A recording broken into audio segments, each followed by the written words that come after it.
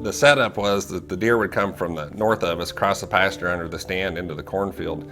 But that particular night they actually come out to the west and started to work across the cornfield.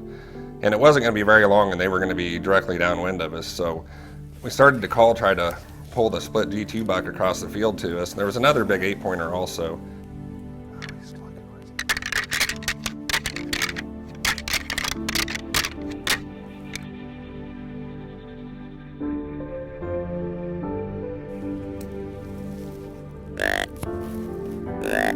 And, you know, they looked, but they were a long ways away in a big ravine they had to cross.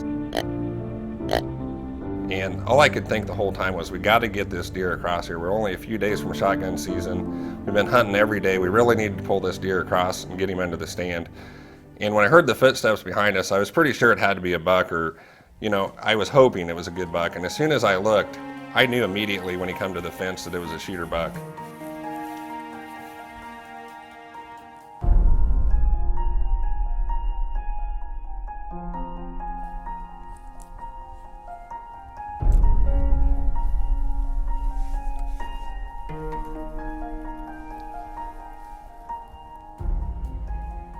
I believe you could see the deer across on the cornfield, and that's where he was focused. That was where his attention was. He heard us, heard the black rack, and he heard this grunting at the other deer, and he come to the fence and looked, but he couldn't see anything.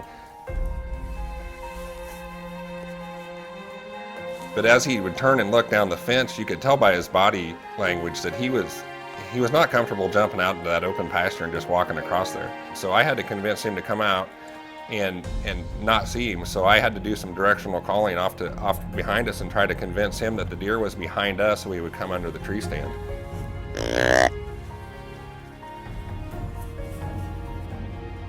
As his body language changed, that's when I decided I needed to call. And every time he would start to look down the fence, I'd hit the call, and then he'd stop and look back out in the pasture.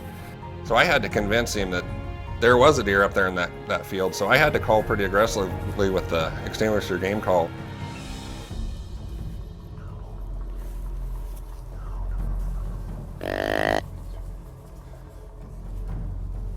What I like to do is turn the tube away from the deer and kind of point to where I want that deer to go, or where I want him to walk into the stand, something like this.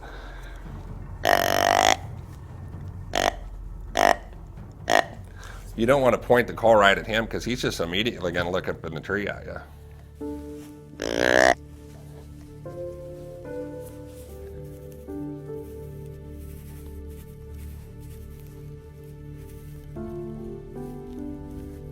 And the second time I hit the call, he couldn't take it anymore.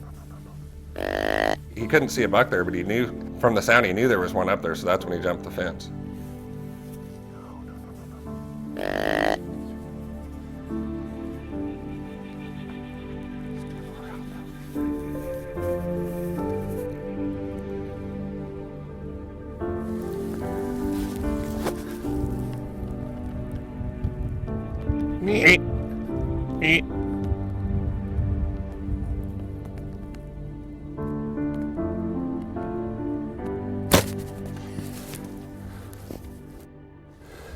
I'd actually just rattled at that big buck, trying to get him to come across, and this buck walked out.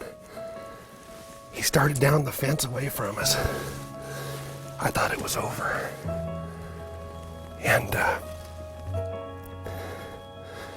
I hit that illusion game call, the extinguisher, a couple times. He kept trying to move, jump the fence, and he just didn't want to move. He didn't want to jump the fence, he kept going down.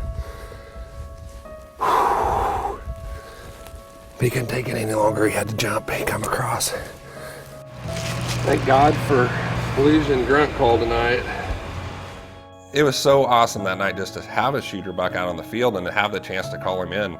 But basically it was like blind calling at that instance. You know, we started calling, and this buck that was in the timber, he was still looking for a doe, and here he came. So I believe that anytime you can't make something work, and if they're not going to walk right under you, you should call. Use your calls. Use them to your advantage. Try to pull those deer out that you can't see. You know, the adrenaline rush when that deer started to walk away and be able to stop him and get him to come across that open pasture and to finish it that night was just amazing. To me, the key to Jeff's success in this hunt was his ability to adapt once the unexpected happened to him. He's calling and rattling the deer at a great distance but didn't realize he had called a big buck in right behind him. He hears a sound, he looks, and now he has to completely change his mindset and his tactic. With a buck this mature, this close, all he could do was take his deer call and control the volume and control the direction of where that call was coming from. I mean, he has to bring a big mature buck from a thick area, cross a fence into a big open, wide open area. That's almost unheard of. But by using his call and having great control of his volume and directional calling that so the buck never looks at him in the tree, but actually goes to where he hears the sound, that deer is convinced there's another buck there. He doesn't see it, but he knows it's there, and that was the key to Jeff's success.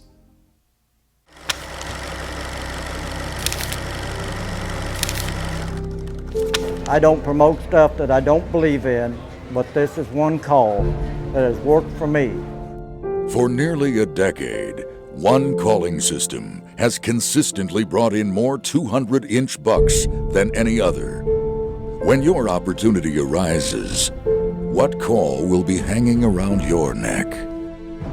With the Extinguisher game call, we changed the way that the industry looks at grunt calls. There is no comparison between this call and any other call in being able to reproduce the exact sounds to make a whitetail do what I need them to do. I don't think there's anything else anywhere near the performance level that this call can produce.